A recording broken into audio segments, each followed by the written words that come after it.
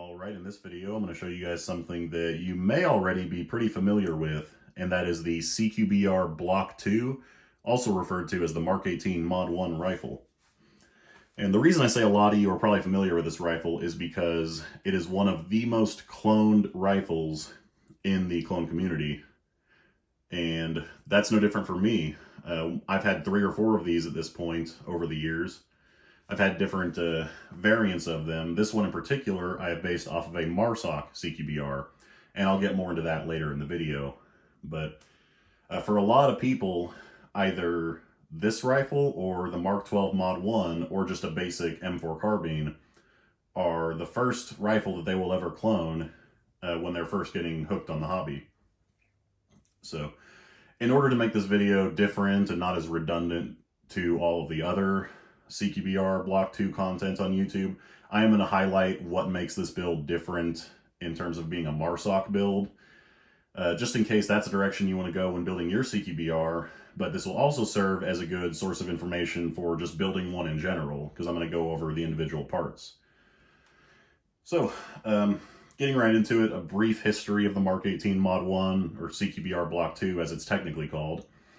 This is an evolution of the Mark 18 Mod 0 and the CQBR Block 1 line of rifles, which originally were a very niche, small roll, specific purpose rifle developed by Naval Special Warfare or Surface Warfare Crane, and eventually evolved into more of a general purpose carbine, as a lot of operators saw the usefulness in having a shorter, more compact rifle that still had that still accepted a rifle caliber cartridge while being more compact and lightweight, and upon adding a suppressor to the platform was no longer than a standard M4 carbine. So the Block II designation just refers to the upgrades that were done to the rifle itself over the Block 1, as well as the accessory set that they were issued with. So again, as I'm going through the rifle, I'll kind of point those out. But that's the difference between a Block 1 and a Block 2, is mainly the handguard and the accessories. So, starting up front, the first and most obvious difference between a MARSOC CQBR and any other operator's CQBR for the rest of SOCOM is the suppressor. The suppressor issued to MARSOC is the Knights Armament QDSS NT4 with the taupe color, which is a shade of flat dark earth, essentially.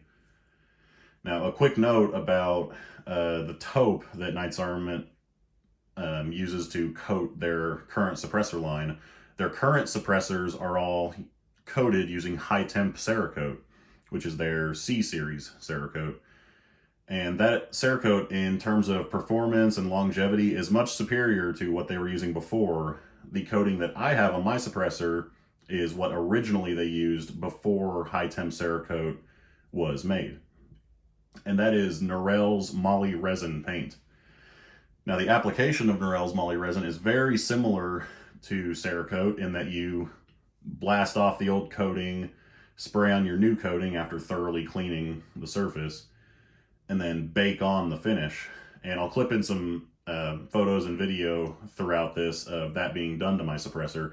I actually did go out of my way to purchase the Norel's Moly Resin and coat my suppressor, just for the simple fact that it is a little different in its tone and color than the newer Cerakote cans, and I wanted something that looked like the original. So in the spirit of cloning and in my channel's namesake, I'm using an inferior product, paying more, and being highly inconvenienced by using this. So big shout out to Kyle at Cave State Customs. I'm going to link his Instagram down below. He does really great Cerakote and Glock stipple and framework.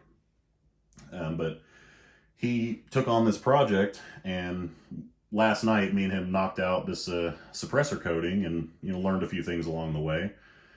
So if this is something you're interested in having done, Norel's does still sell this paint. It's their tan flat colored paint directly through his website. So if you take that to any Cerakoter, they should be able to apply it, since the process is largely the same. But yeah, again, huge shout out to Kyle for dealing with my clone autism. Not every gunsmith wants to put up with that, and I totally understand. But Also, Kyle runs a really great YouTube channel called The Armorer's Fix. A lot of you may already follow his channel. Go subscribe to him over there. I'm going to link his channel down in the description as well. So, moving on from the suppressor, obviously I said the Marine Corps uses the MT4, while the rest of SOCOM uses the Surefire SOCOM 556 RC1 and RC2 suppressors.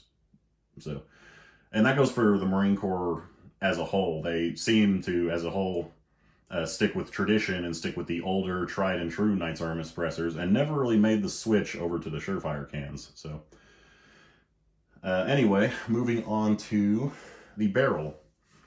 And I should say, or I should note here, that anything that I don't specifically say is unique to MARSOC is going to be shared across all CQBRs as I go through these parts throughout the video.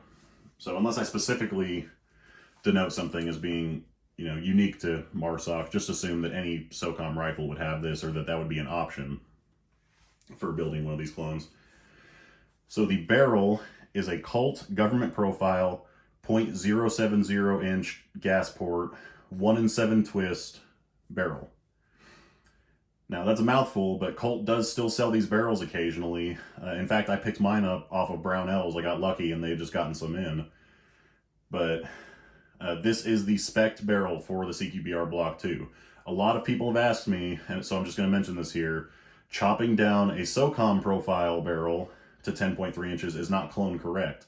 I also wouldn't recommend doing that because the SOCOM profile barrels are very heavy because they're built to be able to take a very high firing schedule, and they also can mount an M203 grenade launcher, which you can't really do on a Mark 18 barrel. You could rail mount one, but you couldn't really barrel mount one. So I wouldn't recommend it. You're just adding unnecessary weight going with the SOCOM profile on this, unless you just get one for a really good deal. I would stick with the government profile. You'll be happier with the lighter weight barrel, and they're still very, very accurate in my experience. So, moving on to the gas system. Of course, the gas tube is just a standard Colt carbine length gas tube, nothing special there. The gas block is a Daniel Defense Mark 12 low profile gas block. There were also some gas blocks that were made by Crane, which very strongly resemble the Daniel Defense Mark 12 gas block, but they were made in-house at Crane. They had a different finish on them, and you can buy a replica of that gas block from Thoroughbred Armament. So I'll link their Instagram page down below, and you can follow that to their website. So moving on to the handguard. The handguard is one of the most noticeable parts of any CQBR Block II, and of course it's shared across all versions of this rifle, of the Block II rifle, and that is the Daniel Defense Mark 18 RIS-2. These rails are still being produced, and although Daniel Defense has come out with a RIS-3 now, as of SHOT Show 2022, they are still selling the RIS-2, but there are times when these rails are kind of hard to find and they get kind of expensive. Luckily, a local gun store actually had one in stock, and I was able to pick it up. But if you're going to build one of these rifles, the barrel and the handguard are the first two parts I would pick up. So just a quick side note there. Moving on to accessories. The flashlights that would be issued with these guns as part of the Block II kit would be the Insight M3X for older rifles, and then more recently they would have gotten the WMX 200, also made by Insight. But what's really common on MARSOC builds is for an old Surefire M600A to be used, and that could be because there was a unit purchase where they bought a bunch of them and swapped them out. Likely they swapped out the M3X, which had pretty pitiful performance, and then later went to the WMX 200 when that became the issued light. But the M600A, like what you see here, is also very common. Moving on to the lasers that would be issued on this gun. Obviously, I don't have a laser on it right now. I'm still in the process of procuring one. But PEC 15s would be used on these, as well as PEC 16s, and the 16 would be unique to a MARSOC build. So again, with the Marine Corps wanting to be different, they went with the PEC 16 since it also has an integrated visible flashlight, which somewhat negates the need for a separate dedicated flashlight. Though, in my opinion, I've had a PEC 16 in the past, and the flashlight is not very bright, so a lot of guys will still run a dedicated flashlight even when using a PEC 16. But yeah, just for your guys' knowledge and benefit, that is an option too. But yeah, PEC 15s would also be clone correct on these and are very commonly seen on all versions of the CQBR, including MARSOCs.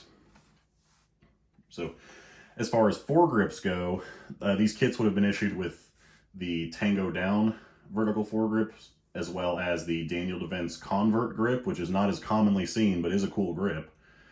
And also, very commonly, they're swapped out for Magpul grips, Magpul AFGs, which is what I opted to go with, and several others. These are kind of like pistol grips in stocks. If the operator can take it off with a screwdriver, you're probably going to see it swapped out for other stuff. So the front sight that's issued on these guns is the Knights Armament flip-up front sight. It's their older style that has the part number 99051. And the one that I have here is taupe, which is clone correct, but also on MARSOC builds, a black front sight post would be clone correct. The majority of these that you see unissued guns are taupe, but maybe it's just me. I've noticed a lot of MARSOC builds also use the black ones, so that could be another difference you use to distinguish your gun as a Marine Corps build. So moving back to the receiver set, as with 99% of AR platform rifles in the military, it uses a Colt receiver set. I'm using a Colt LE6920 with the M4 carbine roll marks. And also the upper is a Colt. The bolt carrier is a Colt. The upper in particular is a C-stamped keyhole upper. There would be other forge markings that would be correct, but this would be the most common. The charging handle is a PRI M84 Gasbuster charging handle, which would be issued on many Block II rifles. Also, your standard Colt GI issue charging handle would be clone correct as well. A quick note on the UID labels for these guns. Marine Corps guns are very commonly seen with square UID labels. Now, the Marine Corps is not the only one to use square UID labels, but they seem to be the most prevalent on MARSOC guns in particular. There are also rectangular UID labels that have been seen, but that seems to be more common for other branches. I'm not sure really where the split is there. But for many MARSOC builds, if they do have a UID label, you'll see the square version. And lastly, for the lower receiver, we'll talk about the selector switch really quick. Of course, a regular Colt non-ambi selector switch would be correct for this build, but also you have a couple options for ambidextrous selector switches. And just like with the square UID labels, the MARSOC rifles seem to kind of lean towards a different part than the rest of SOCOM. They tend to lean more towards the Knights Armament ambi selector, whereas the Colt ambi selector is more common on other branches' rifles. Now, this is purely speculation and just based on my research and all the photos I found and studied. So take that with a grain of salt, but it seems like MARSOC rifles are more commonly seen with the Knights Armament selectors.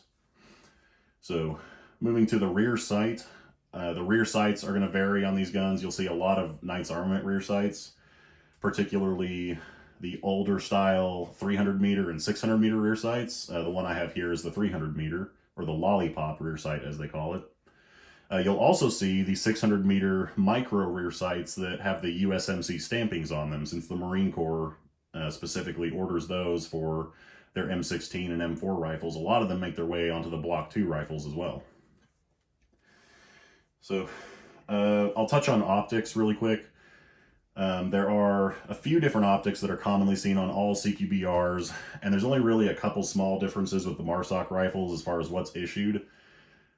Older Block IIs are going to have the EoTech 553, particularly the military designated SU-231 version in tan. And later on, those were replaced with the EoTech EXPS-3 variants. Now, this is where the Marine Corps is a little different. The rest of SOCOM has their own version of the EXPS-3 called the SU-231A, which is basically a commercial SU-231, but it just has different engravings on the hood and is lacking the commercial EoTech logo. Now, MARSOC apparently sourced their EoTechs from a different source. They did not get them through SOCOM like the rest of The Block II Rifles did. So if you get an EXPS-3 optic for your MARSOC build, you're actually going to want to track down the version that has the older L3 EoTech logo, which I'll clip in some photos of here. So if you want that added bit of authenticity for your build, the markings on that EoTech can make them, more or less desirable and more or less expensive in general. So, and then finally, moving back to the rear sling mount in the stock. The rear sling mount is also a CQD rear sling mount, which the front one is as well. I don't know if I mentioned that. But yeah, they're both CQD sling mounts, just like the rest of SOCOM uses. And for stocks, the issued stocks on these guns will vary from the SOP mod stock, which you see here, the Gen 1, of course, not the Gen 2s. They have the integrated QD swivel mount. Also, you will see standard M4 carbine stocks and the older Colt Fiberlight stocks, the carbine stocks as they're also called. Now, a lot of operators will also switch these out for things like Magpul stocks or Voltor stocks or other things that, were popular when these rifles were first issued. Again, if the operator can remove it with a screwdriver or without any tools, they will. So anyway, that is where I'm going to wrap up this build. If you have any questions, feel free to leave them below in the comments. I'm more than happy to answer your questions and interact with you guys. Don't forget to check me out on Instagram. I'm going to link that down in the description along with the other pages that I mentioned. And thank you for watching.